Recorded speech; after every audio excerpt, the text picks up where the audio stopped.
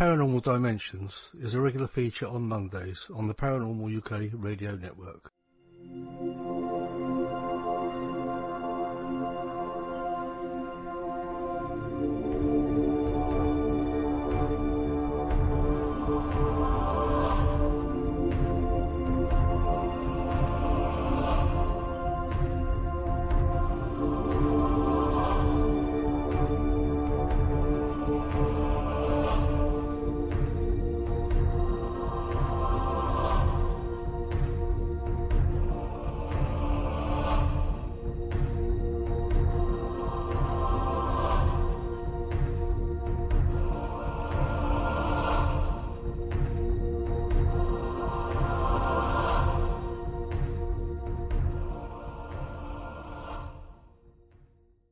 Hello, this is Nick Pope, and you're listening to the Paranormal UK Radio Network, the UK's biggest paranormal network. And this is Paranormal Dimensions with David Young.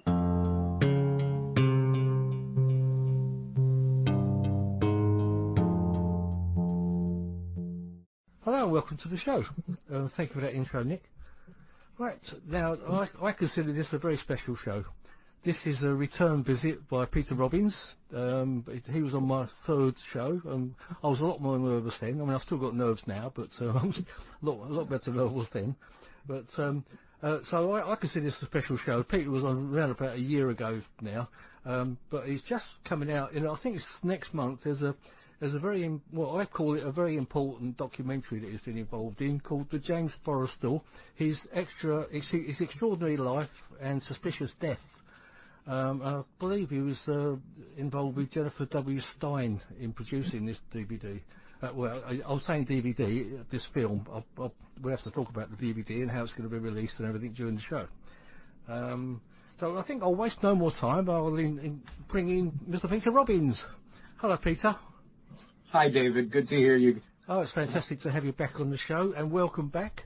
Now, right off the bat, I'm going to apologise because there was a Richard D. Hall a 5-part documentary that came out. I think it was Christmas time, wasn't it? Boxing Day. And there was a term that came out labelling Peter a government plant, wasn't it? That's right. And it was kind of a general term that was put onto something that Richard D. Hall actually made the description of.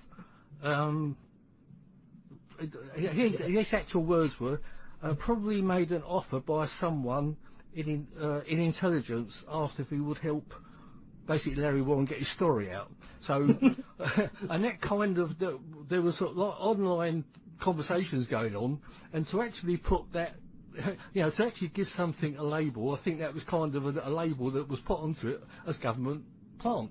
I think Peter referred to something that I put on Facebook as a comment, and unfortunately it got a little bit confused, completely unintentional and completely without malice and everything like that. It wasn't, nothing meant by it, but it kind of got a little bit confusing, should I say. So I'm offering my public apology to Peter Robbins and taking the blame for it right now. No problem. And I hope you'll accept that apology, Peter. But as I say, I did actually say what Richard D. Hall said, and I think you should have the right of reply against that before we go into the rest of the show, which is going to be sort of like the main crux of this show anyway. Yeah. Let me give you a quick backstory. In 1987, I was about 10 years plus into my obsession with the subject of UFOs, and had been invited to appear as a guest on a popular Canadian television program out of Toronto called Lifetime. And I was not just excited about being a guest on the show and traveling up to Toronto from New York City. I was honored by the fact that the other guest on the show was going to be Stanton T. Friedman, who we lost last year, and by the time of his death was the preeminent figure in American ufology. He was also a hell of a nice guy, a mentor to many of us, a kind and thoughtful soul, a true scholar, and a lot of fun as well, and I miss him terribly. At that time, I was brooding about something that had happened to me. That summer, there was a very important UFO Congress in America. Remember, it was 1987. So it was the 40th anniversary of Roswell, Kenneth Arnold, the modern age of UFO sightings, etc. And MUFON held its International UFO Symposium that year at the prestigious American University in Washington, D.C. I went down with a friend. It was one of the most informative, certainly the most impacting conference of my young career at that time. And it was also at that event, after hearing Stan give what I considered the most extraordinary investigative talk I had ever heard on the secret life of a man named Donald K. Menzel. Menzel was the head of the Harvard University astronomy department and a respected member of the academic and astronomy world. He was also, for 30 years, in complete secret, living a double life as a member of the national security apparatus of the United States. He was the original UFO debunker, and he was the godfather, mentor to a man named Philip Klass, a name that I think even is known to many people interested in the subject of UFOs in the UK. Philip was a disreputable character, but could be charming, knew how to come at us. And he heard me speak as part of a panel discussion on the abduction phenomena. And again, I'm not losing sight of my point here, but it's a necessary backstory. Sure. I was on that panel along with a number of distinguished abductees, not because I had had that experience, which I had not, but because I was assistant to Bud Hopkins, certainly the pioneer researcher in the subject of serious scientific abduction research, and as somebody who grew up with a sister who happened to be an abductee. Well, Phil, of course, heard us all speak. Whitley Strieber, whose seminal book, Communion, had just come out, was on the panel as well. Debbie Jordan, the subject of Bud Hopkins' international bestseller Intruders, and so on down the line. And he sat in the front row, big smile on his face, taking pictures of us. He got Whitley so riled that Whitley screamed at him at one point, and having that attention brought to him brought a smile to Phil's face. His work there was done. But after the talk, I saw him across the room coming toward me with very non-threatening body language, and walked up to me with a smile. Mr. Robbins couldn't have been more respectful, and with a very serious look on his face said he was very moved by my talk and how articulate I was, and, you know, really started to think about what my sister had been through, and suggested as much that perhaps, you know, he really needs to rethink this thing, and would I consider doing an interview with him? Well, naive me, I thought, wow, I've kind of impressed Phil. This is, sure, I'll do an interview with you. After which he very politely thanked me, told me he's going to write it up. There's going to be a chapter in his new book, that he was going to send me a nice inscribed copy of the book.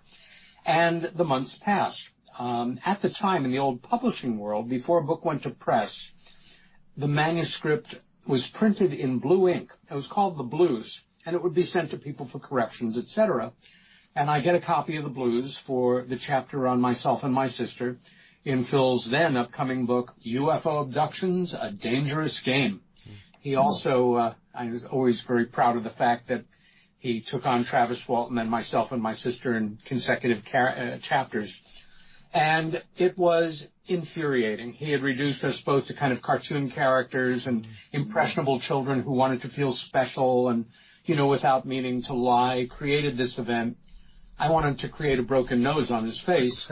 And I was working as an off-Broadway theater manager at the time, and again, shortly before this show, 2 weeks, 3 weeks, I was brooding backstage, and one of our Scottish Royal Shakespeare trained actors saw me and asked me what the trouble was, and I explained it to him. And I said, I'm so furious, I'm not even going to write to him, I'm going to write to his lawyer. And Thomas McAteer, wonderful actor, and great pianist too, said, I'm pretty good with the English language, I'd be happy to help. And between us, over the next week or so, we wrote the greatest letter imaginable. I mean, it was to die for. And I got it to his lawyer. His lawyer wrote me back. I received the letter the next week. Dear Mr. Robbins, extraordinarily well-written letter. Thank you for your opinion. I wish I'd gotten it a week ago because the book is now going to press. Well, then, flash forward. I'm in the green room waiting to go on with Stan, and I'm sitting kind of in the corner and just looking at the floor and thinking my thoughts and very frustrated. And I suddenly realize in my field of vision there are his feet. And I look up and he's looking at me with that very furrowed brow that he could have. He was concerned. And he said, what's wrong? I said, nothing. He said, no, what's wrong? And I told him the story. And as I finished the story, his face went from kind of a concerned scowl to a big smile. And I didn't get it. And he just stuck out his hand. He said, congratulations. You're nobody in this work until Philip Klass has attacked you. With that understood, I have worked hard to maintain my reputation as being ethical, scholarly, objective, open, approaching subjects without agenda and following the evidence where it takes me. And it's almost always worked. And in all of my years, I've heard just about everybody at one point referred to by, as Stan had a great phrase, the noisy negativist, as, government agent, government plant, some kind of secret operative inside ufology to take it down, etc. All those varied labels that you can get put. I understand that. Yeah, and, it's sort of informally, it's something most people laugh off. I always have with other people. But hearing myself referred to in that manner, when I listened to Richard Hall's presentation, completely caught me aback. First, well, I think it did most of us, Peter, who know you as you are. I think we understand how you got involved with Larry Warren and the book and everything, and I was certainly taken back by it. And you didn't know that I worked for the American government as a secret operative. No, I didn't. I mean, my first thought was, this is terrible. Not that it's funny. That if there's 10 people out there, out of the thousands that will hear or read or see, references to his presentation or watch the show, and it may have been a huge number, I have no idea, that they might think for a moment that this was true, hurt my feelings. I can be thick-skinned, but I am not really, a tough kind of personage. And the wave of support that I got following it was very moving to me. It's really that simple. And I thought Richard, who I believe I've met once, which was at Gary Hasseltine's first conference, and, I was introduced to, seemed like a likable fellow, never heard a bad thing about him, wish him well, that he on his own would deduce this, and to do it solely from part of a presentation that I did way back in my naive days on the Left at East Gate project in 1992, and come to this opinion about me with absolutely nothing. I mean, zero minus to support his alleged belief. That disappointed me. We all have to hold ourselves to our own highest standards. And I would have been happy to speak with him or be interviewed by him.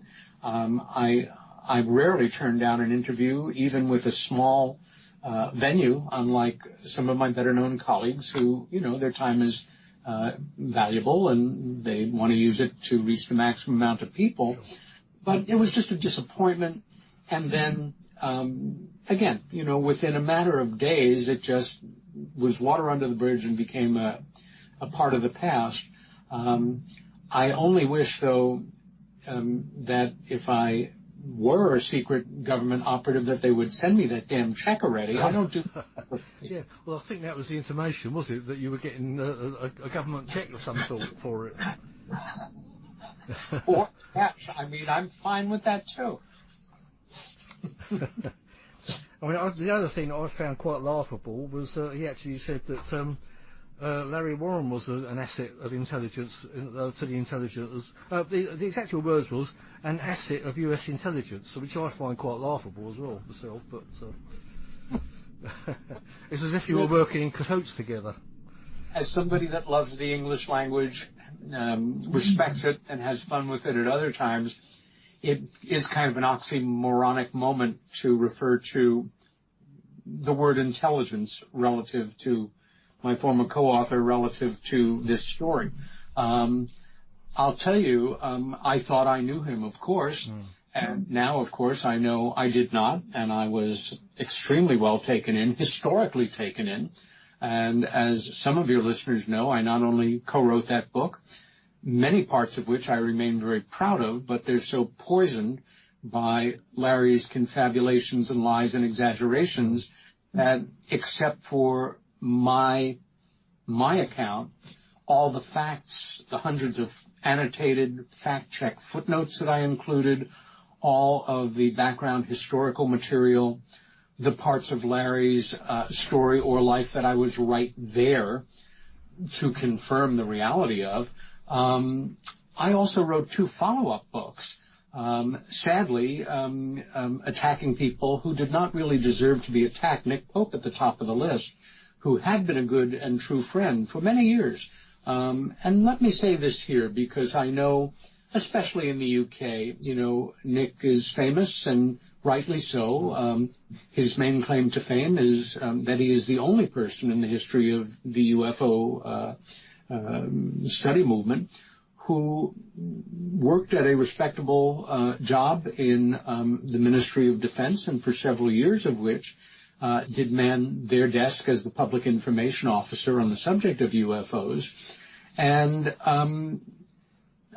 Nick will always be a product of that background. Yeah. He has added immensely, I think, in many respects to our overall knowledge of the subject, to UK involvement in keeping things back. I know that, there are certain things that he can never talk about by law in the UK, and that's fine with me. Yeah. I do know him, however, to be a good and decent person and somebody who I consider a friend, but that friendship was wrecked in about it continued at a certain cordial level because Nick is a gentleman. But when Georgina Bruni, the late Georgina Bruni, somebody who wrote a very fine but problematic book because of Larry Warren, who decided somewhere in his early involvement that she was a government plant or worked on the other side, that he started to lie to her or give her conflicting things. And increasingly, Georgina became frustrated, and Georgina was not just a good friend. She was somebody I loved and admired, and I absolutely adored, and I mourned her loss when she died of cancer. But in the middle of this continuing harangue, my sister Helen died very suddenly, and I went into the deepest despair and lost period of my life. And when I kind of came out of it, about a year later, the book was coming out already. And it had caused tremendous distress to Georgina, who was incredibly sincere in her efforts, who was able, because of her contacts as a columnist and as somebody involved in some very important charities, primarily around supporting British service people who had been injured in the line of duty. It really put her through the ringer. And she was as good a friend as Nick ever had, and that estranged us. And I will once again apologize for that. I thought I was doing the right thing, and I wasn't in so many respects. I'm glad to say that in mid-March, Nick and I will be headlining an event called Alien Expo, taking place in Knoxville, Tennessee. And for any of your listeners who are able to attend, I think it's going to be a very good focused conference. And it's essentially the two of us that are the presenters with some local folks. And it will be the first time I've seen Nick at that point in about 3 years, I think, and I'm very much looking forward to it. Oh, it should be great. It sounds good. Well, I think that's the thing is with Nick, I think a lot of people over here, he's got a lot. He does command a lot of respect, but also a lot of people try to take. Well, you know, we use the term "take the mick" out of him. But I think a lot of, you know the term I mean. But I think a lot of it is actually jealousy of what he's made for himself, actually within the ufology field. Yeah, you know. Absolutely understood. I will always wish him well personally and professionally, and I think one of the things that detracts terribly from the serious study of ufology, which has enough problems presenting itself as something serious and increasingly mainstream and of importance and interest to humanity, that there's always a dog and pony show in so many endeavors, especially if they have what many people consider a kind of sensationalist edge. And it's just tragic in a way, and no more than here in America right now, where conspiracy theories led by our disreputable president are given the same floor as facts.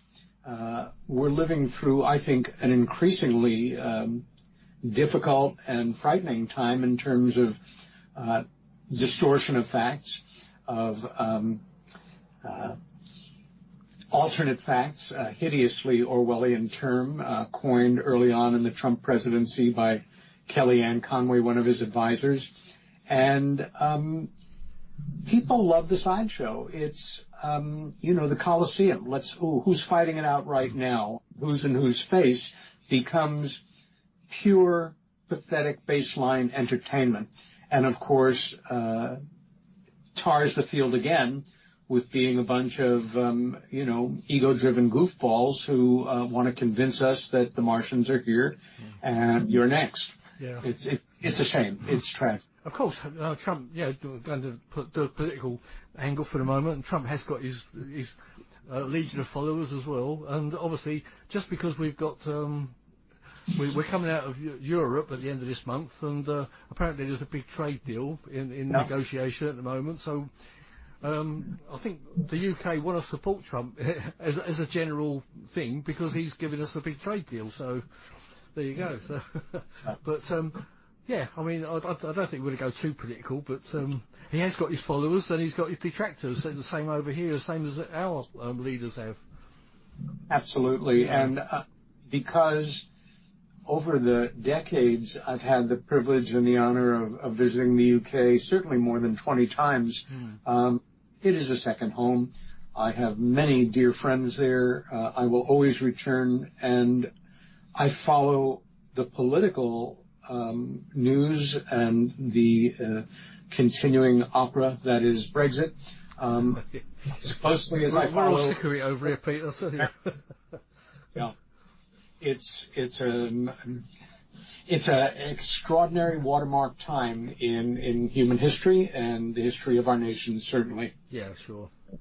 But, anyway, I guess that you said kind of all you've. But let's just finish off by Richard D. Hall. Finished off by saying that about Larry Warren, he said that his actual result from his own investigation came to the same result that several of us did 3 or so years ago, that Larry Warren was basically lying.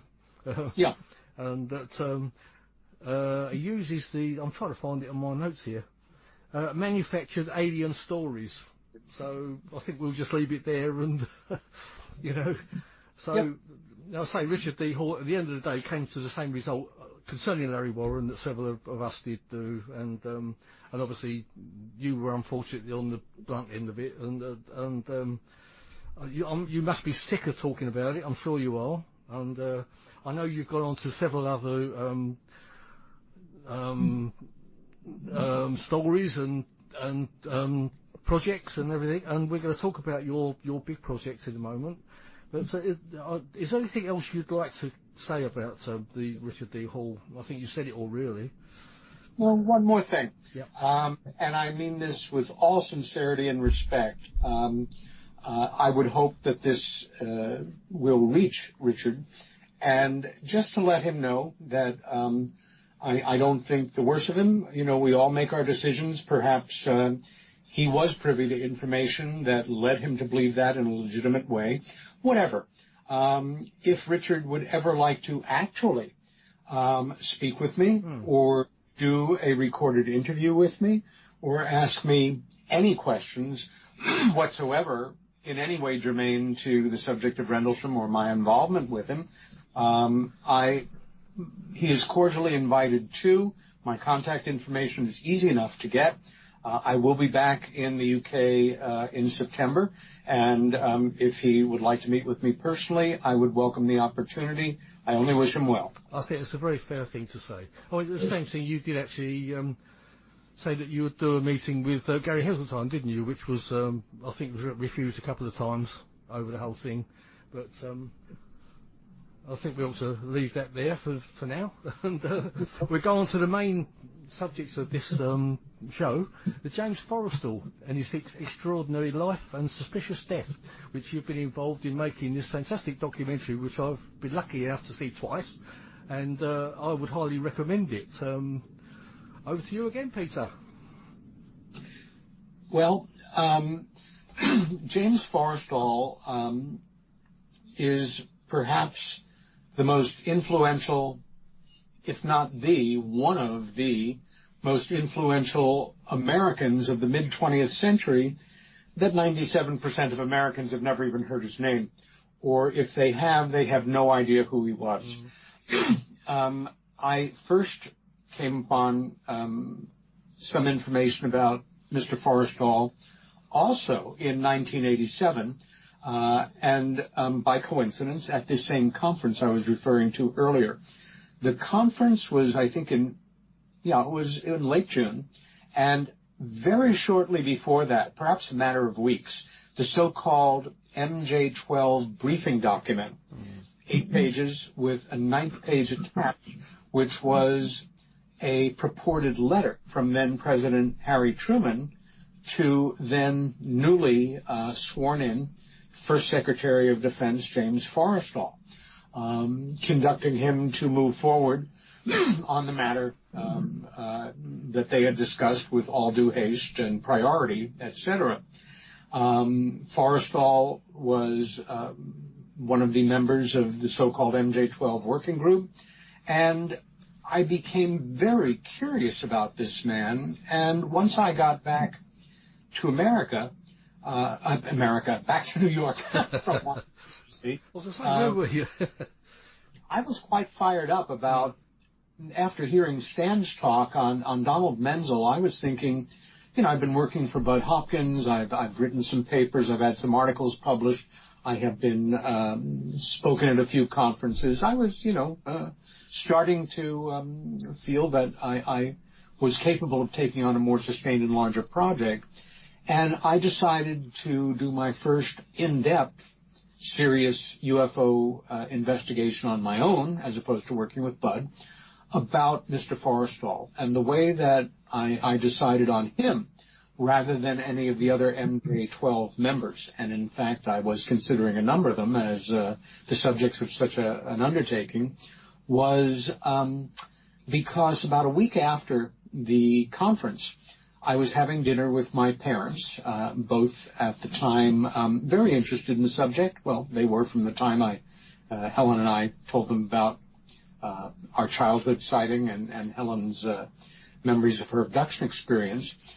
And my mom immediately said, "Do it on Forrestal." I thought, well, that's interesting. That's what I was leaning toward, but why are you so definitive about that? She said, you have to realize, back during the war, when I was a high school kid, we looked up to James Forrestal as much as we looked up to the president to help us win the war. I was dating boys who were going to the Pacific and the Western, battlegrounds in Europe who were dying or coming back and not the same. And Mr. Forrestal, nobody worked harder. Plus, when he became Secretary of Defense, we all knew that he was the right man for the job. And when the news of his suicide, which is what his murder was basically put forward as, and nobody really questioned it, that she said, for me, it was the closest experience I had as a young person to when you were a boy and, really hero worshiped President Kennedy and he was murdered. And then she was quiet for a moment and she said, and I have to say also, I thought he was not just charismatic, he was very handsome. He was a great dresser. We all knew that he was a great sportsman as well. And I had a crush on him. And I thought, well, that's that. My mother had a crush on James Forrestal. I need to get to the bottom of this. And it was really right at the exact same moment in my life where I was beginning to undertake my years-long investigation into the events of December 1980 in and around the Rendlesham Forest in Suffolk, UK. And I came and went from my Forrestal research for some years while I was writing Left at East Gate. And in 2004, I gave my first paper. Then I went back to my other subjects in Rendlesham. I continued to I began when things were still digital. And for anybody that researches the subject of UFOs now, as a comparative little vignette, back then, of course, there was no internet. And I spent many, many hours in the main branch of the New York City Public Library and in the New York Times newspaper morgue, partly to find on microfiche every single article on anything to do with truly anomalous aerial phenomena, because the term UFO didn't come into use until 55 or I think 56. But on a dual kind of rail, I found absolutely every article that had ever been had a reference to James Forrestal. And then I branched out. I found the books, the few that were available about him, one by him. I read ever so many out-of-print memoirs by people who knew him, haunted the used bookstores. And then when things were digitized, I went back and continued to update my database, digitally. Anyway, this brings us to about 2.5, 3 years ago, just as my career in ufology was really imploding around my realization that I had that I had helped promote non-factual information, feeling that it was real, making my apologies to the many, many, many people who I had helped to mislead about this. I know you went through a very tough time, didn't you? I know. It was a very rough time, and it superimposed itself on a very personal family matter, which was my father, who passed away a little over a year ago, was a remarkable man, a very decent guy, a wonderful father, a good man, and somebody who I loved very much as a dad and as a person. His DNA on that side of my family is amazing, and when my dad passed away, he was 98 years old and 7 months. He was fully compos mentis until maybe a day and a half, maybe a day before he died. And I went from being, a friend who was watching over him to a part-time caregiver to a full-time caregiver.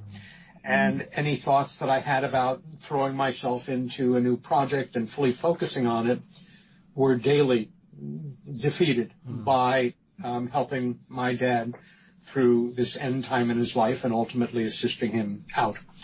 But one of the thoughts that I guess was allowed to come to fruition in that period of being at a crossroads in my own personal life and career was this.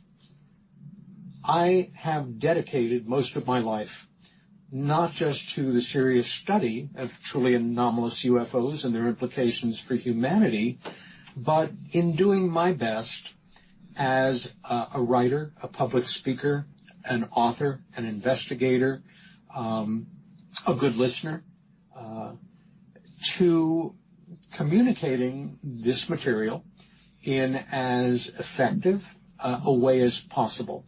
And I don't believe in false modesty any more than false praise, David.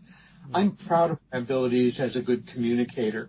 Again, I love language. I know an asset for me has been that my love of theater ultimately gave me a career for years in off-Broadway theater management. And in that time, it's about as lucrative as making your living in ufology.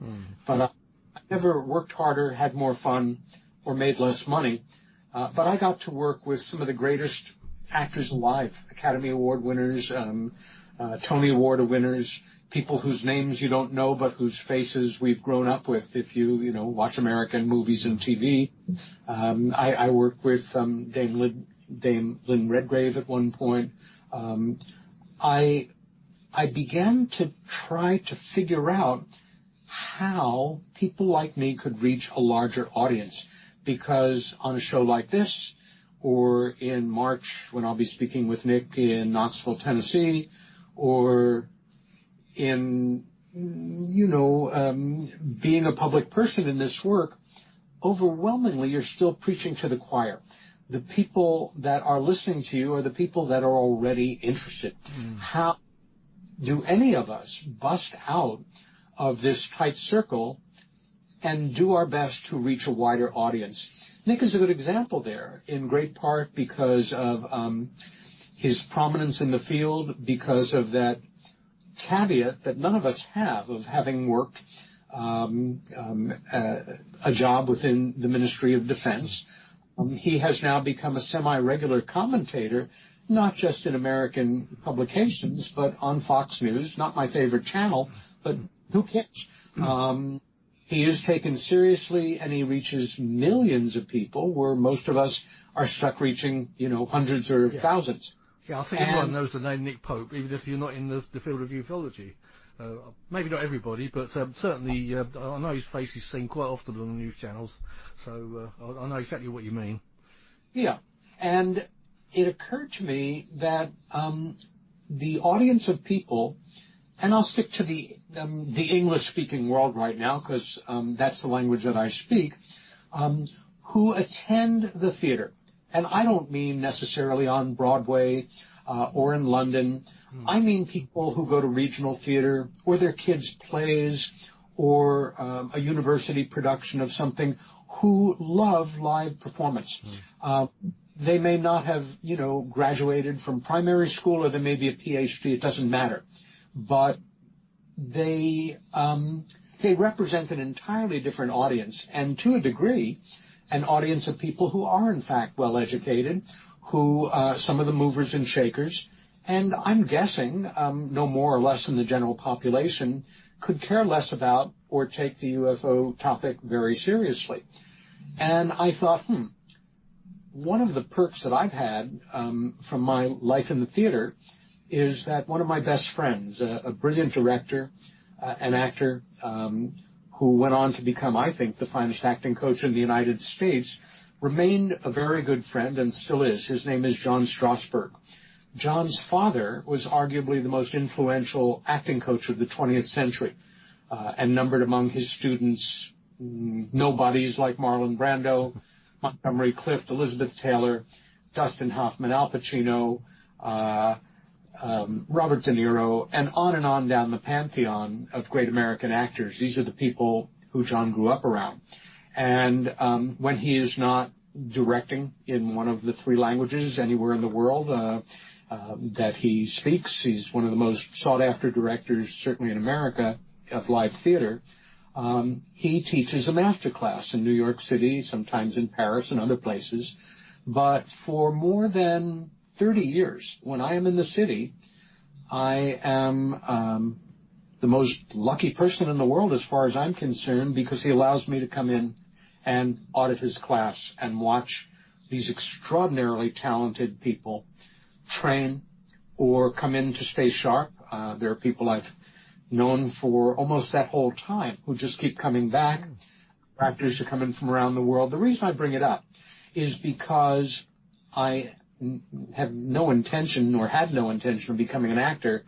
I acted my, high school plays and things and enjoyed it. But when you're working with people at the level that I work with in New York, you very quickly realize maybe I could be of more value in a support position, and I'm honored to do so rather than be one of a zillion other people aspiring to a career in this. I bring this up because one thing that I have learned over the decades, and I think it gives me a little bit of an edge sometimes as a public speaker, is how not to act when I'm on the podium. And in fact, to keep out of the way of what I am genuinely feeling and have it come through. And the fact is, with the rare exceptions of when I'm either hired to or commissioned to research a particular subject and then present on it, I only choose UFO-related subjects that resonate with me in an emotional way. And even if I'm giving a talk on something for, the 10th, 20th, 50th time, I start to feel those feelings again, and they come through. Anyway, with all of this understood, I started to search in my mind for a story, one human story that I had encountered in, at that point when I started to think about it, 40 years of interest and involvement in the UFO field that was so compelling, so decisive, so fascinating and riveting, that had something to do with the UFO subject that would be what I build my presentation around to try to break out of the normal audience reality. And it kept coming back to the life, the incredible success story of a boy from a small town in upstate New York who went on to become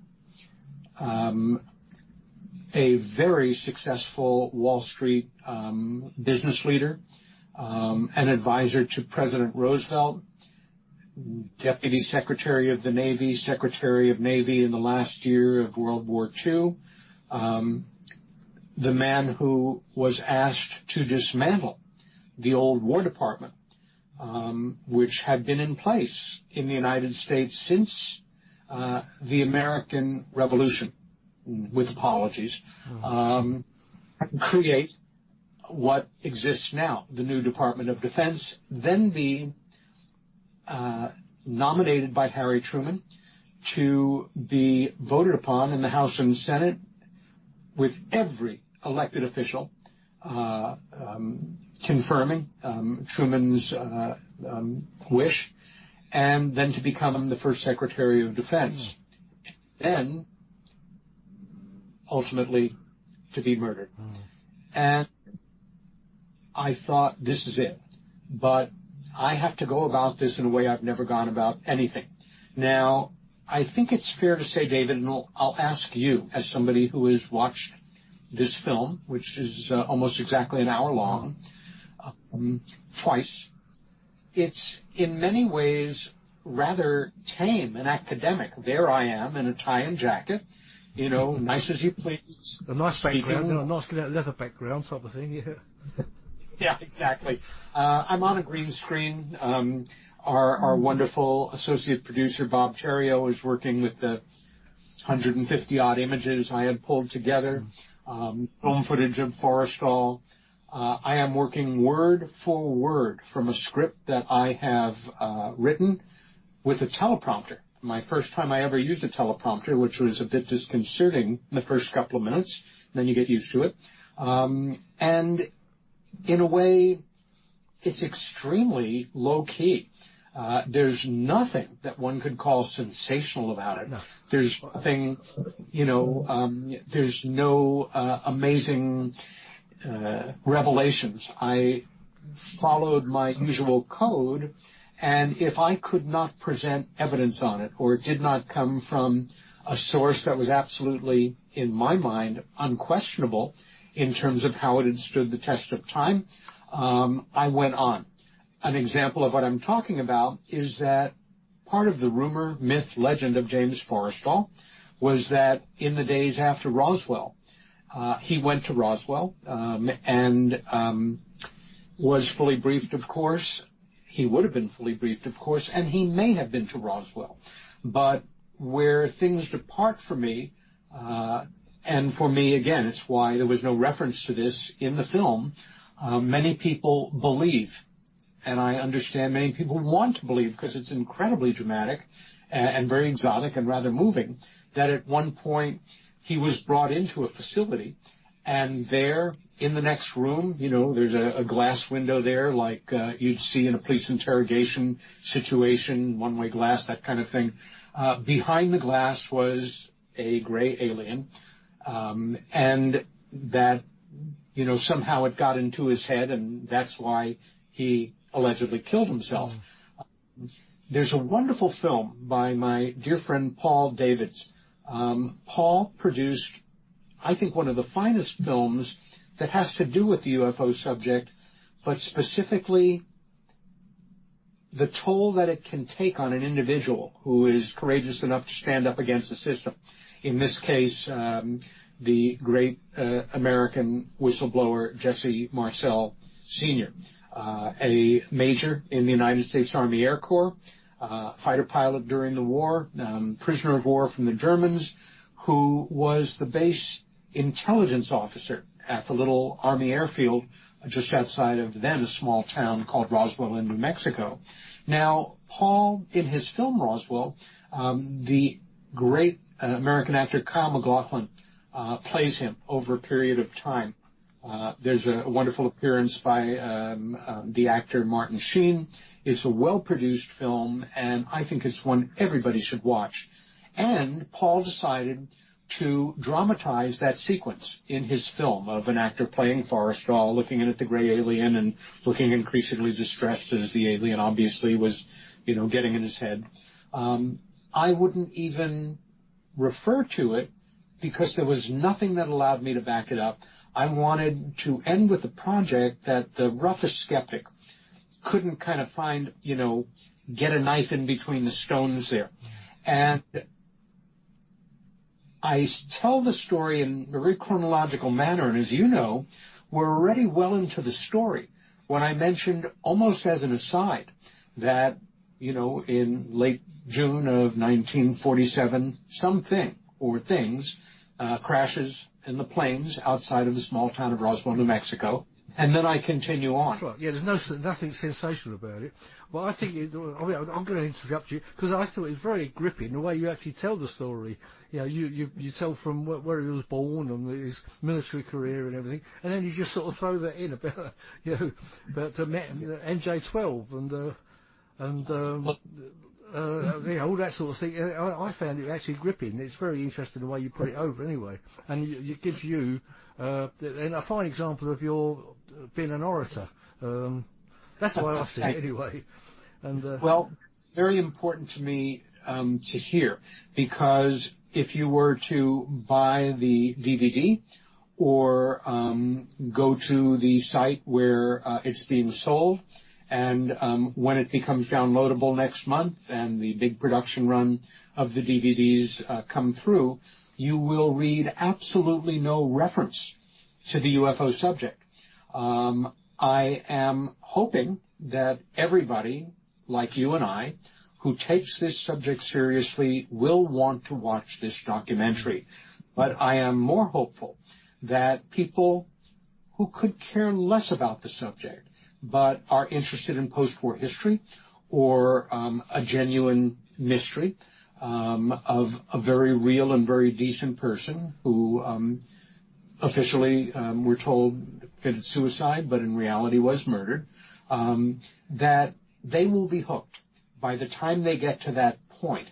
And because I work with actual documents, and I think I use something like 35 different print sources to draw from, putting this together over time. What I'm getting to here is that I know that I have never been involved in presenting something that on the surface seems more mainstream, safe, but in reality is extremely subversive. One of the reasons that there was nothing casual about this and nothing spontaneous. I'm good at working from a script, but I'm also very good about being up there and talking for prolonged periods of time without even looking at a note card and knowing my material. This was completely controlled word for word, although I have to say there was one little kind of brain fart in there where we come to the 1948 Berlin airlift, an important moment in Cold War history, and without thinking or realizing that I'm saying it, I say the word Berlin aircraft, which it was the Berlin airlift. Also, later on, I realized I had made a math error, very easy for me as a severely dyslexic person in the world of numbers, that I say at one point 2 years, and you do the numbers, and it's really a year and a half. There's nothing else in there I think people can come at me on. Yeah. Well, I mean, I think you can get away with things like that. I mean, a year and a half or 6 months between friends, you know. The other thing, David, was when searching for a story, and the Forrestal story, I think, does it. It's an innately American story. You know, not quite rags to riches and international fame and power, but close on. I was looking for a story that would travel across our border intact, that because the story was so compelling, it would be of interest to people in other countries. And I think that is the case. One aside that I did not bring up at the moment that I talked about it, because it would have sent a number of viewers into either waiting for the next shoe to fall or in just immediately going off in their mind on another subject, was one of the things, the responsibilities that President Truman had charged Secretary Forrestal with during World War II was, well, before he was Secretary of Navy or Defense, but as his advisor, to work with the British government in securing properties for American bases in the old in the Lend-Lease program, whereby, of course, most people in the UK know that the Americans supplied the British with millions of tons of materiel, war materiel, in an effort to assist with the war before we actually got into it. And one of the parcels of land that Forrestal secured for a base for the American Army Air Corps was a little property you may be familiar with called RAF Bentwaters. Yeah. Come full circle. Yeah. Pretty much. Anyway, where we stand right now is the film was wonderfully well received at the International UFO Congress Film Festival last September in Phoenix. And rightly so. It's really good. I loved it. Good. That means a lot to me. I hope listeners will as well. But then nobody heard much about it after, and the reason was because my producers and I couldn't be working with two better producers. The amazing Jennifer Stein is the filmmaker responsible for the documentary Travis, the true story of Travis Walton. And Bob Terrio, her production associate, also an executive producer of the film, is the man who did all the filming on that. And they're two dear friends as well as respected colleagues, that they both felt that the documentary had enough potential and they believed in it enough that we should invest the extra money to, when it comes out next month as a DVD and as a download, you will have the option of just watching it as such, of watching it with a word for word. And I made sure that it wasn't an almost word for word English subtitles, and that first edition will also come out in Spanish subtitles. If it does well enough, we will continue to bring it out in other editions with added subtitles, because we do feel it has that kind of viewing potential out there where another innately American, even remotely UFO story might not. Well, I think anyone that's interested in the MJ12 saga will actually notice the name James Forrestal, and they'll be immediately interested in it anyway. But of course, like you say, hopefully it will bring other people into it. Did you, I mean, we know we sadly lost Stanton last year. Did you ever get a chance to speak to Stanton about Forrestal at all, his findings? And because I know he was very much into the MJ12 investigations, wasn't he? Yes, Stan was maybe the first, he was one of the first he was one of the first three people to be brought into it. A rather espionage but real life situation was that Stan, a investigator named Jamie Sanderay, and a legendary spook, CIA connections, but also involved in UFO research, named Bill Moore, received an undeveloped roll of film. And on that roll was the 8 pages of the Eisenhower so-called briefing document, and that one extra page, the letter from Truman to Forrestal. Stan investigated it extensively, and I have to agree with him that when all was said and done, after years of analysis and research and working in the National Archives, that, like me, he is convinced that those initial 8 pages in that letter are fully authentic. Hundreds of pages have come out since, some of which may be authentic, some of which may not. The better part, before getting back to Stan on this, of the documents that have come out under that caveat are fascinating to me in that my sense is to not completely trust them, but at the same time that if they are a put-up job, that whoever did it was nobody working away in the basement on an old typewriter. The amount of detail and nuance and backing and subtlety is extraordinary. A good example. Yeah, it's as if they're trying to bury something, to hide it in amongst hiding a tree in a forest sort of thing. Yeah. It's exactly so.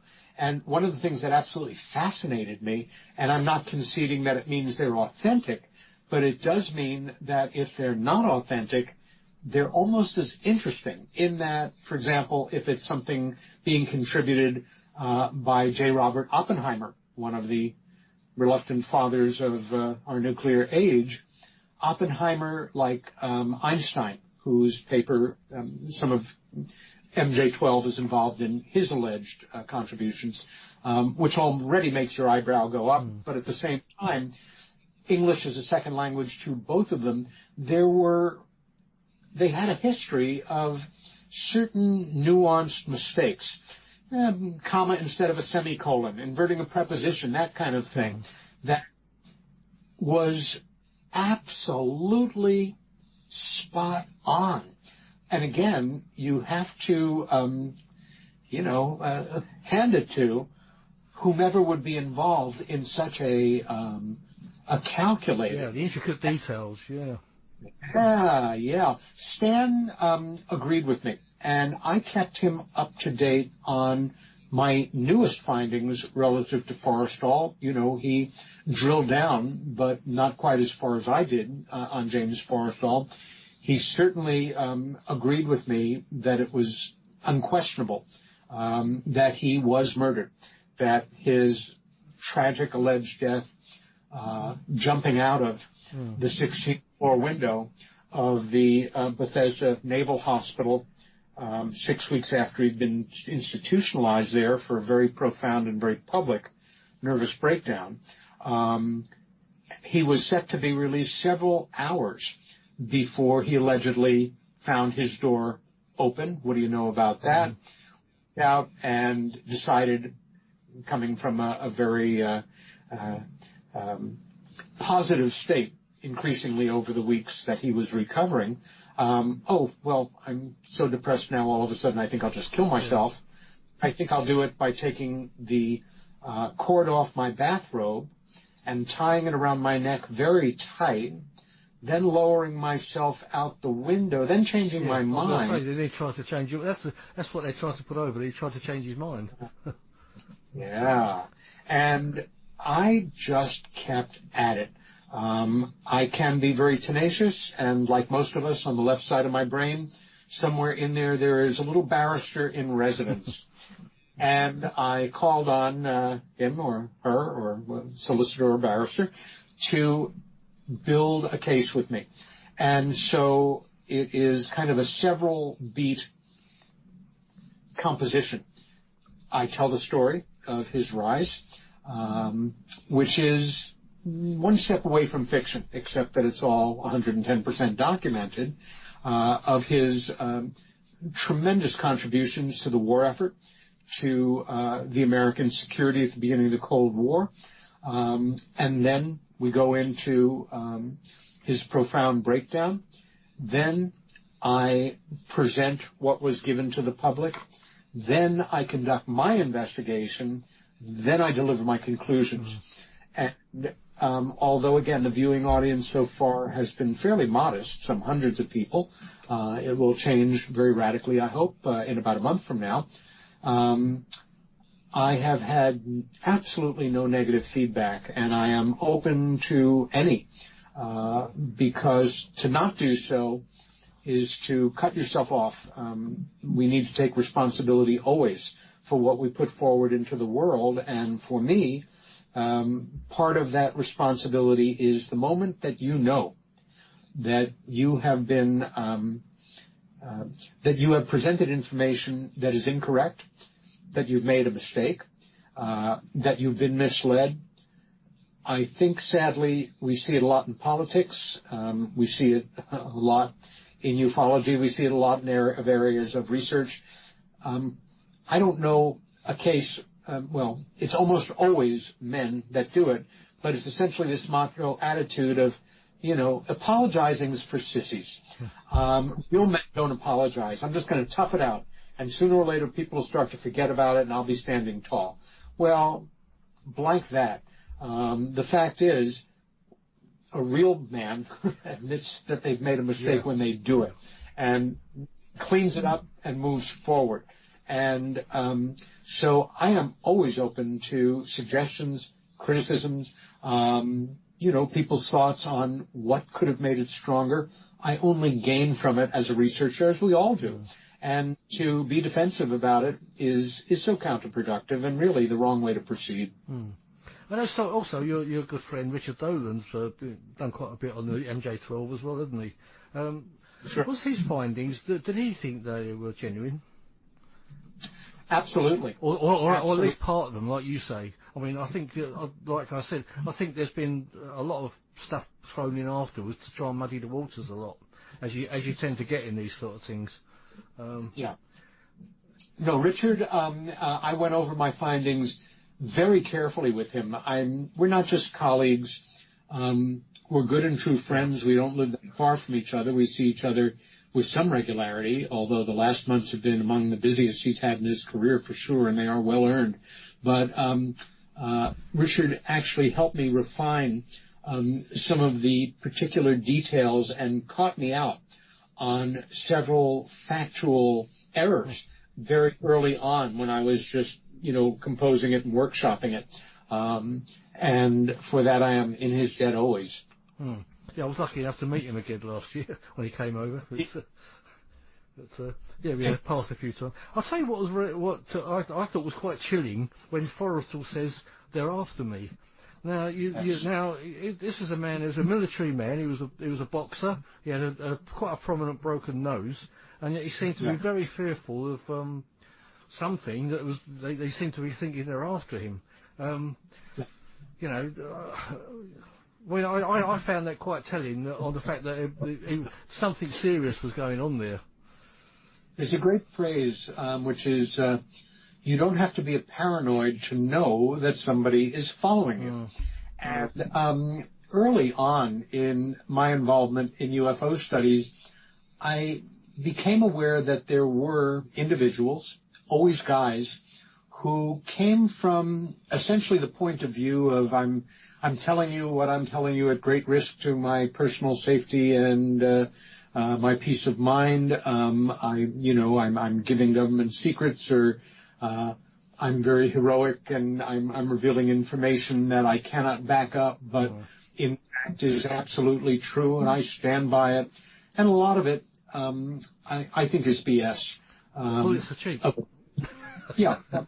It's a way to romanticize yourself, and it's something I have always shied away from. I have never in my life received any kind of official or unofficial threat from anybody, but there were times that I was very, very concerned that I might be, so much so that it preoccupied me to an unhealthy degree. With Forrestal, there were people out to get him, and there's no question about it. And they succeeded.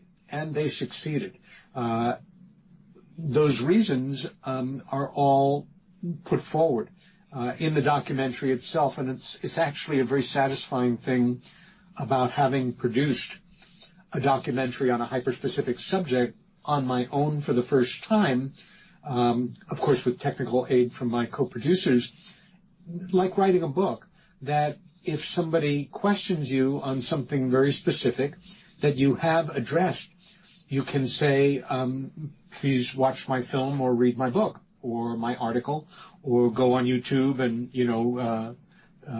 this is the URL for the talk that I gave on this subject, rather than going through the same thing all over again in the moment, standing there on your feet and wondering why you're even bothering to do it when you've done it. It's on the record already. Well, yes, there were people out to get him. And one thing that I will say, that I hope will make people maybe more interested in listening to the documentary, here I am. I'm not a lawyer. I'm a self-trained investigative writer. I'm not a journalist. I'm, on a certain level, a professional amateur, if you know what I mean. I don't have a degree in that. My degree is in painting and film history. I was not trained to do this work, but I was trained to observe and investigate as an artist and as a photographer. And coming up in that life, I've always kind of thought out of the box. In America, it's next to unknown, but in the UK and what we used to call the Commonwealth countries, there's a wonderful institution, in fact, heroic as far as I'm concerned, called the Samaritans International. I think everybody in the UK knows who the Samaritans are. Yes. And, there are walk-in centers, there are hotlines.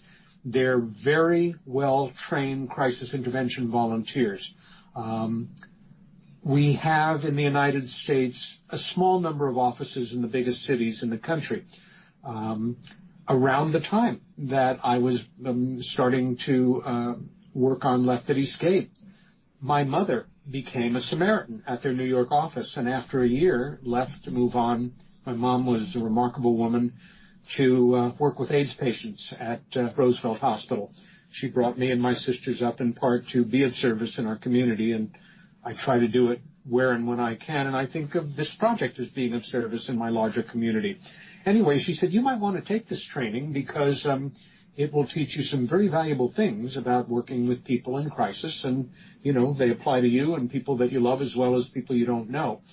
And although I can still hardly believe it, for the next 8 years, with some very necessary breaks, I was a crisis intervention volunteer, and then for 4 additional years, a volunteer and a shift supervisor, because you go through a night of talking to depressed, mentally ill, suicidal people, you need debriefing. It's rough work. I interfaced with many mental health professionals over those years, most of them, not surprisingly, specializing in people taking their own lives. The scenario of Forrestal's death is something that I've presented to ever so many professional mental health professionals, one way or another, then and since then, and none of them have said I've ever heard of anything even remotely like that. People that want to hang themselves. People that want to jump out of a window, jump out of a window. I've never encountered or even imagined somebody trying to hang themselves out of a higher floor window or something like that. Anyway, James Forrestal was sworn in as Secretary of Defense, I think the 3rd week of September, I don't have that date right in front of me, of 1947, a scant less than 2 months after Roswell. About 2 months, maybe a little more, I forget the exact date. And so we know, as well as we can know such things, that entire collected amount of information that had been pulled together by the government right up until that moment was on his desk the day or the day after he became the first Secretary of Defense. And it weighed very heavily on him.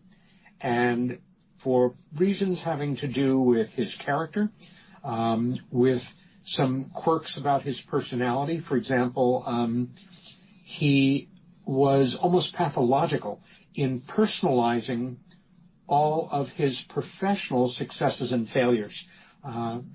Those of us that, are in the work world or have been, you have a bad day at the office, you go home, kiss your husband or wife or girlfriend or boyfriend or dog, see what's on the telly, have a meal, have a drink, go in and do better the next day. It ate him up.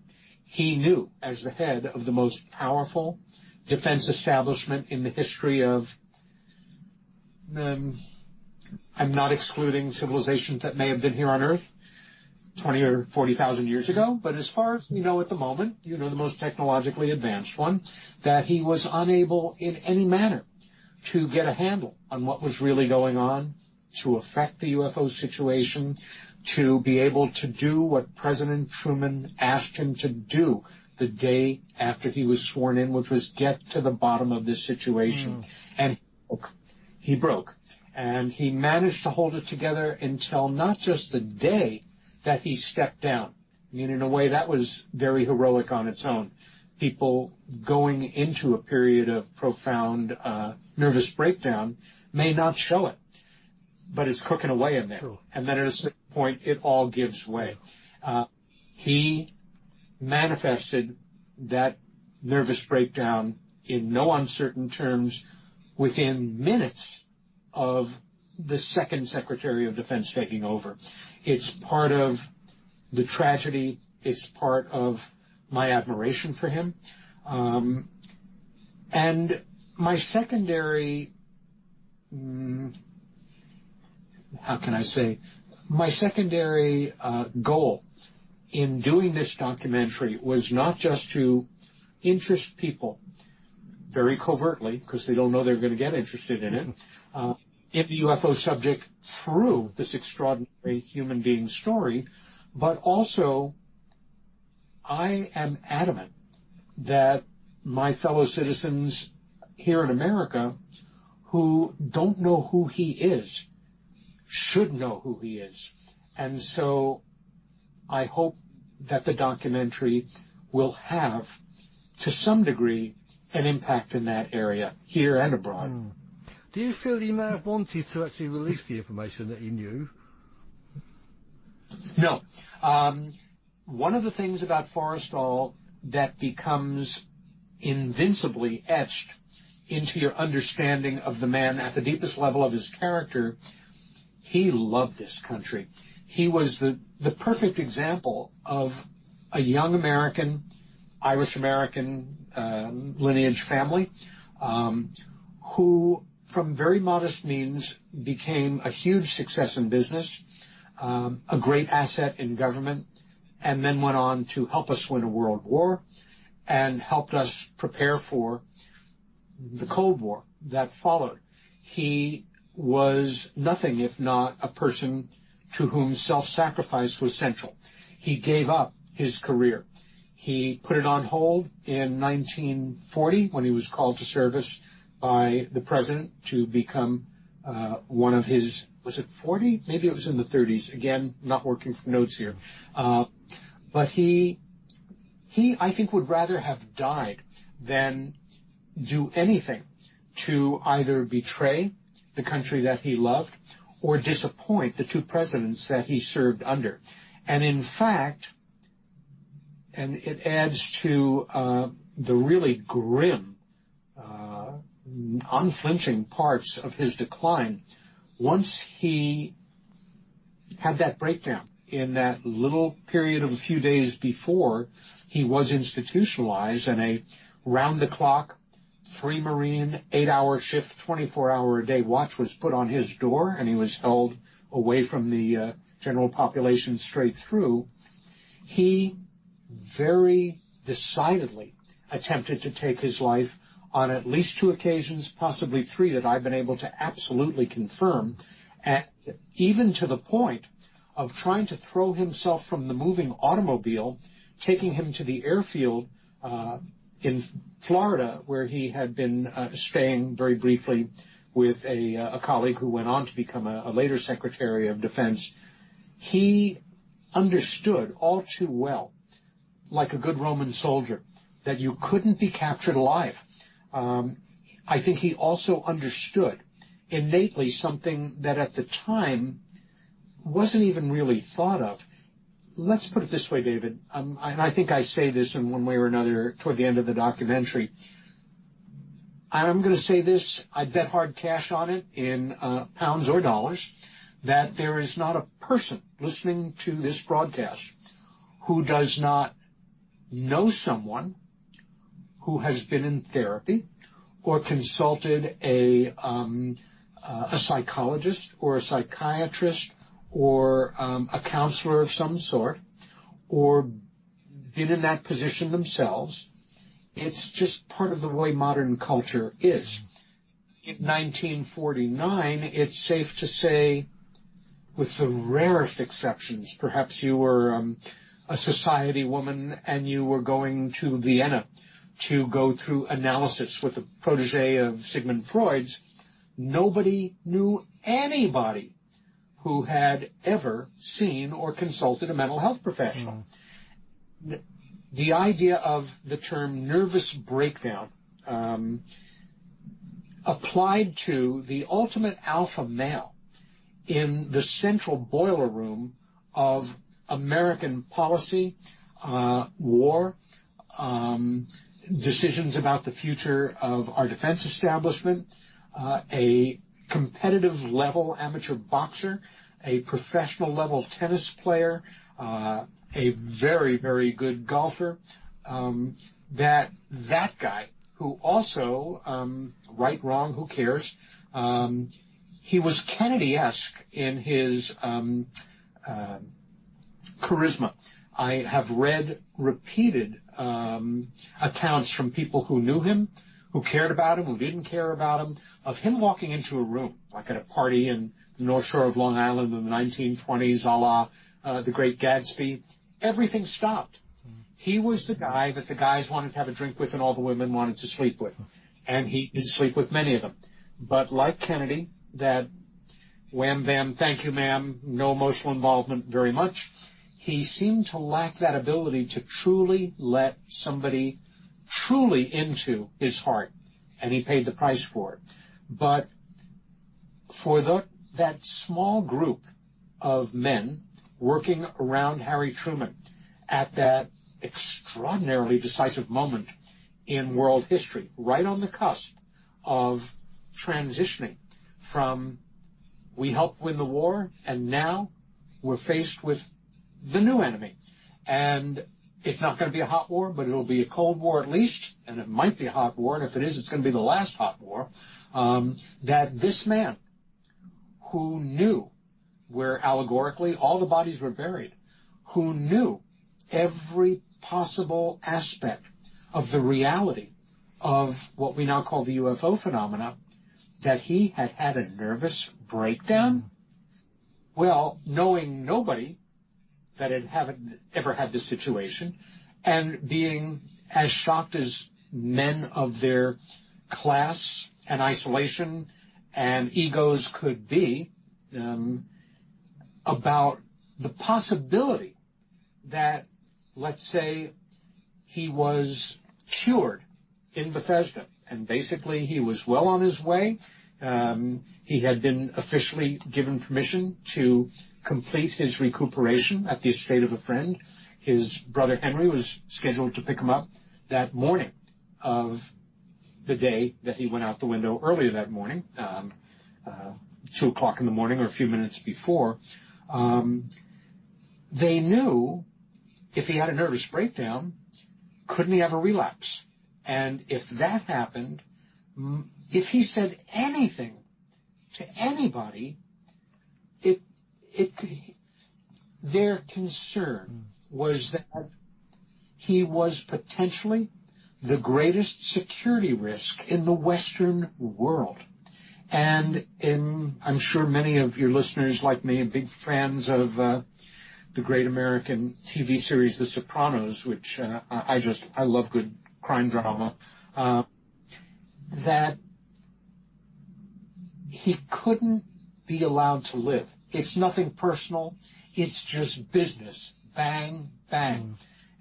And one of the notes that I ended on, for me, even saying it really brought up a lot of emotion for me, as it should. The men, and it had to be more than one. It would have been at least 2 and possibly 3 who were able to get into that hospital and get up to the 16th floor with the right credentials, maybe even wearing white doctor smocks and things, and get him out that window. They may have actually personally known him. They may have actually personally admired and liked him and looked up to him. But again, it was nothing personal. He had to die. And that is the Greek tragedy aspect of this story that is so heartbreaking, so infuriating, and so fascinating as a story. And it took me years, David, where I could get to the point of thinking this whole thing through and finally, with a certain amount of hard work, do my best to get behind the eyes of people like this and try to see it from their point of view. And in my own way, find a way to try to forgive them because they were just doing what they felt was the right thing to do. Whether Harry Truman was aware or involved, I had my doubts, if only to secure what we call plausible denial. These men, they were there to protect the president, like in any world leadership situation, that immediate group of courtiers, around the king or the queen. They are there to lay down their lives or to protect their ruler at any cost, even their own lives. And this is the story that we're left with. But it's a great point to jump into the UFO story. I think, again, in a very covert way, anybody that views it with no background at all will be compelled, perhaps for the first time in their life, to give the subject some serious thought. Yeah, absolutely. I mean, somebody of his importance being involved, mentioning UFOs, exactly, yeah. Bingo. Yep. And that's basically it. And you mentioned Kennedy earlier on. I can't help but sort of mention that It looks like it's some sort of a connection between, because I always thought they silenced Kennedy actually, because there was some sort of a rumoured UFO connection with him, and that he told Marilyn Monroe, and I think Richard Dolan was involved in that investigation. What's your thoughts on that? Yeah, I have not allowed myself to care for or about a politician to even a remote degree that I did with John Kennedy as a boy. And the day that he died was personally, like many Americans of my generation can say, as bad a day as we've ever had in our lives. Absolutely, here as well, to be honest, Peter. I remember it now, you know, that day in '63. I can remember it being on the television, and I can even remember my favourite TV show that was on, and they didn't finish it, they didn't complete it. It was at Route 66, was my favourite show at the time. Oh, of course, and then there's suddenly an announcement over the television that Kennedy had been assassinated, and they didn't finish the show. They actually played somber music for the rest of the evening. So very appropriate. So I mean, as I say, that was how it stayed in my memory.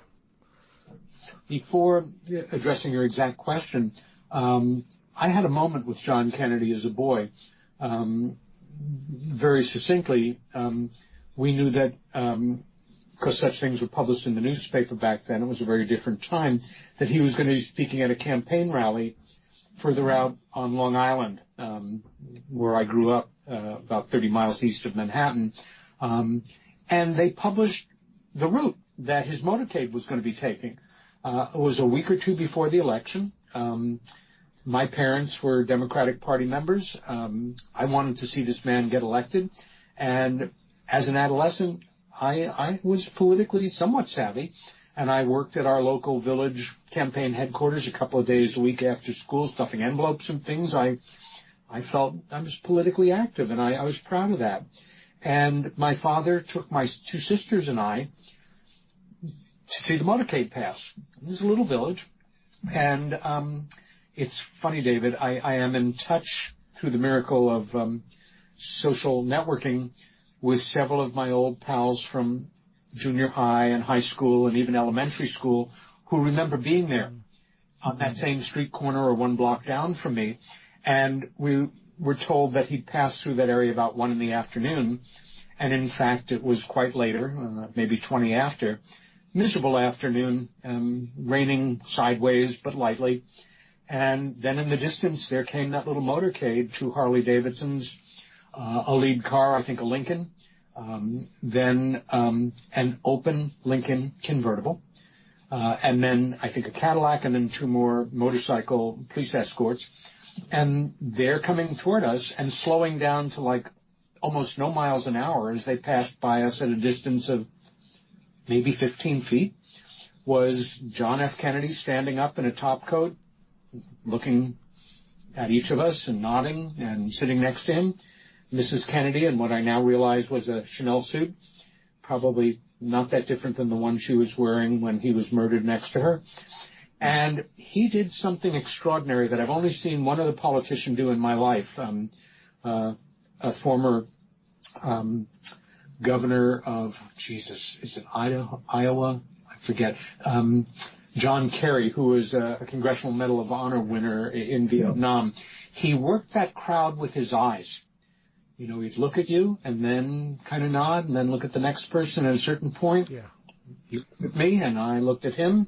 And to this day, it's still one of the most quietly electrifying moments of my life. Many years later, in a very different context, I had an opportunity to speak briefly with Jacqueline Kennedy Onassis, but we're getting off subject. Yes, of course, these rumors, myths, legends that he was killed because he was going to release the truth about UFOs. Yeah, maybe, maybe not. I think a more plausible real-world explanation is that he may well have, many indications lead many scholars and many of us who are interested in the subject to take very seriously the thought that had he been reelected the year after he was murdered, he would have pulled us out of Vietnam. And at that point, American history, our then growing, but still compared to now fledgling military-industrial complex, that war was going to make them. And of course it did. I'm familiar with all the exotic theories. For me, it was a coup. And I think even though it sounds far-fetched, I think one of the people that's gotten closest to this scenario was Oliver Stone in his film JFK. Many Americans still naively, I think, laugh, what do you mean the CIA works with the mob? Well, that's more than enough reason right there. He had enraged right-wing Cubans because he did not complete the Bay of Pigs invasion. He had become somebody who the leaders of our intelligence community hated with white-hot heat, the Dulles brothers, because he soundly thrashed them for this terribly botched idea that they had sold to President Eisenhower, and that he always regretted having listened to this idiocy of following up on this plan, which was really not a good idea. Right-wing Texas oil men. There's a possibility that it had to do with that. I take very seriously that Marilyn Monroe, one of our most wonderful actresses, who was a great serious actress, but of course, was mostly cast as a sex pot, that she, of course, it's documented, 6 Ways from Sunday, that she not only had an affair with John Kennedy, but with Robert Kennedy, and that, we say things to people afterwards that maybe we wouldn't say otherwise, and that she was murdered. And that is a great American tragedy that many Americans find as laughable or silly, as far-fetched, or it's just a conspiracy theory. It's not. In fact, the best documentary I've ever seen on it was a British documentary, and I'm damned if I remember the name right now. But, yeah, it happened. One of the things was that's put forward is that she maintained that he told her about this, or other people maintain that he told her about this, and that because she was so angry at the Kennedys, she was going to make this public, and of course she had to die. But just the fact that she had affairs with the Kennedy brothers was enough reason to take her out. And I don't mean on a date. It's just part of that, the unfolding tragedy, that period of time and the circumstances and the lengths that people in power will go to, not just to risk personal humiliation or embarrassment. I think we have something like that going on right now in the United States with our president relative to him being basically an asset of the Russians to a great degree, but that's me. If somebody could present evidence to that effect, I wouldn't lose a moment's sleep and say, yep, that was always a possibility. But show me something, and I don't mean some orphan alleged document that came out of nowhere with, a vague story of, its secret transposition from the National Security Agency or something. Show me something, one thing that I can believe in, and you've got my attention. Sure, yeah.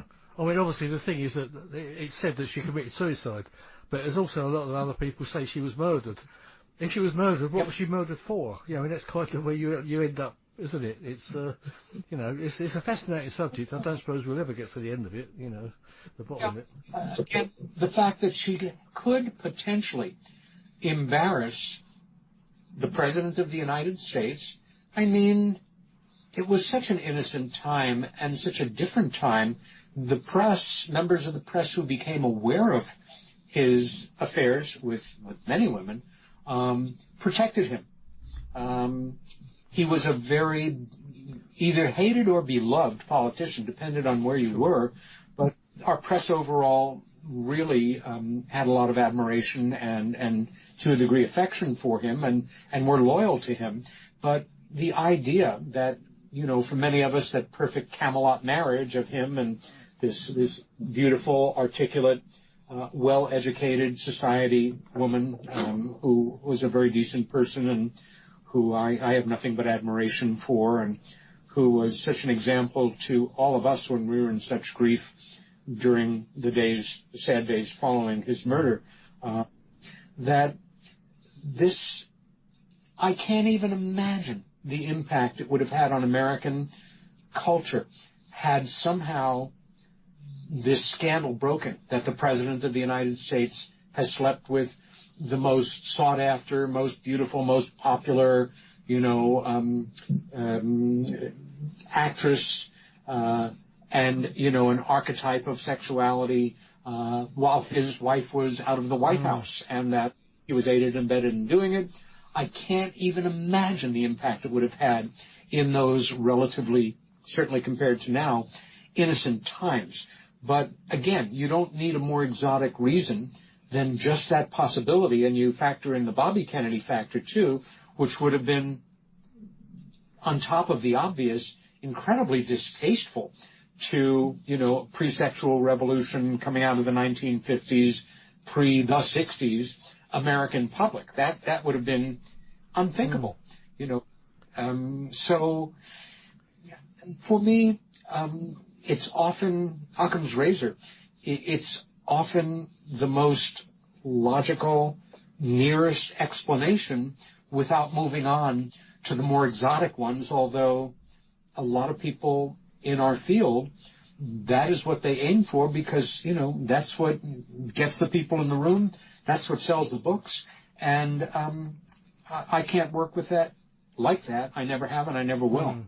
Yeah, I mean, there's some interesting stories that she was actually at a party at Peter Lawford's house, wasn't there?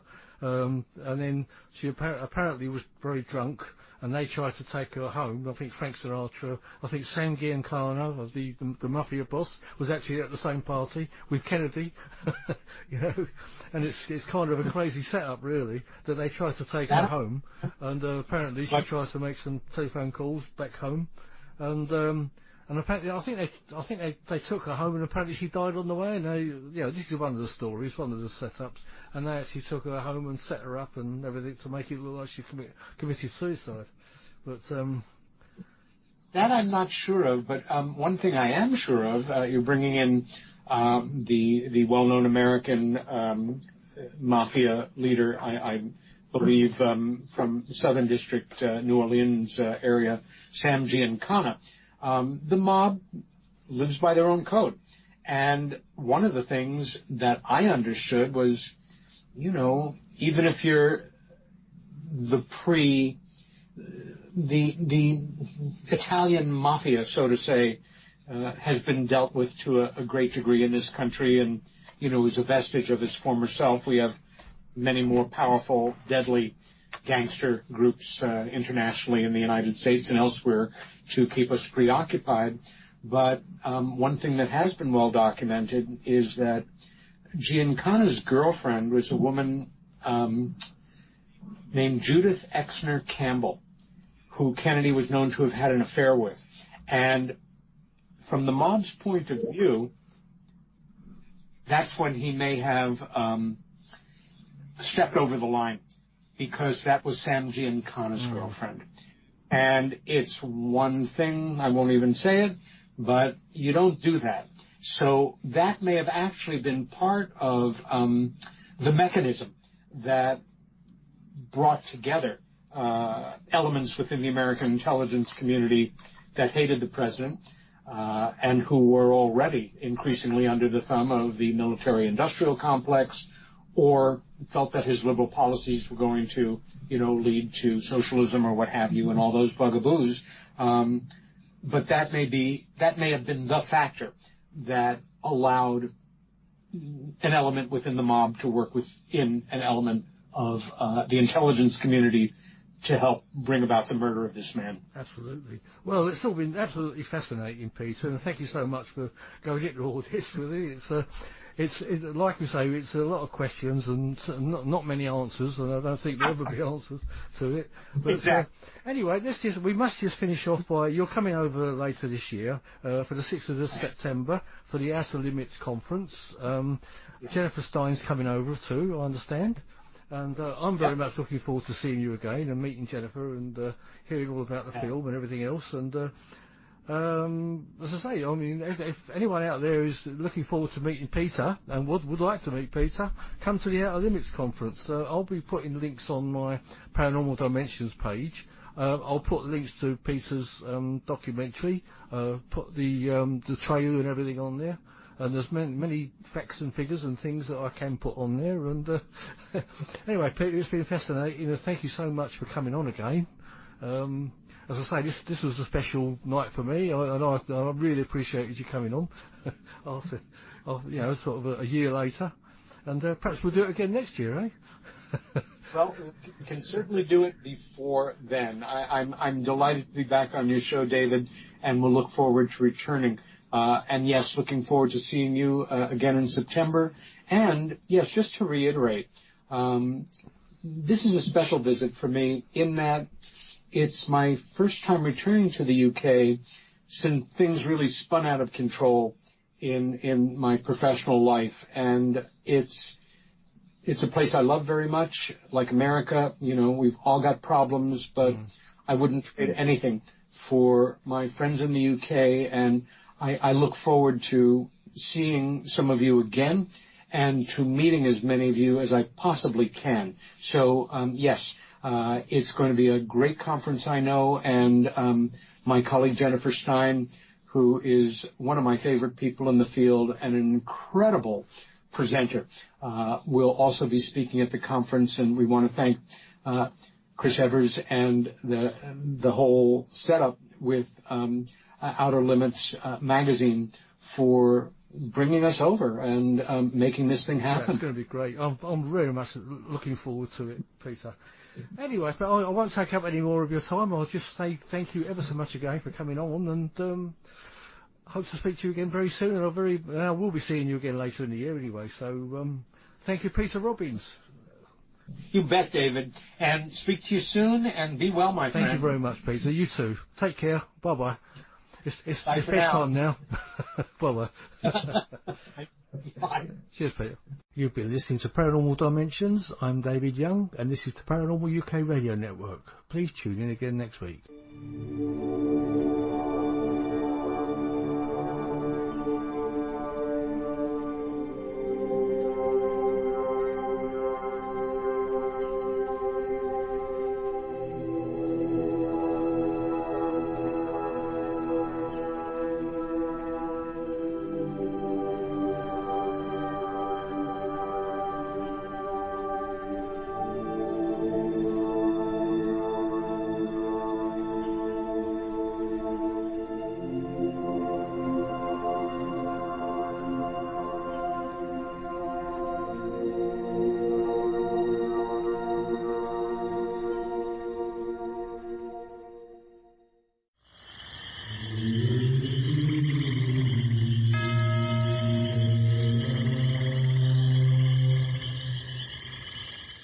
Paranormal Dimensions is a regular feature on Mondays on the Paranormal UK Radio Network.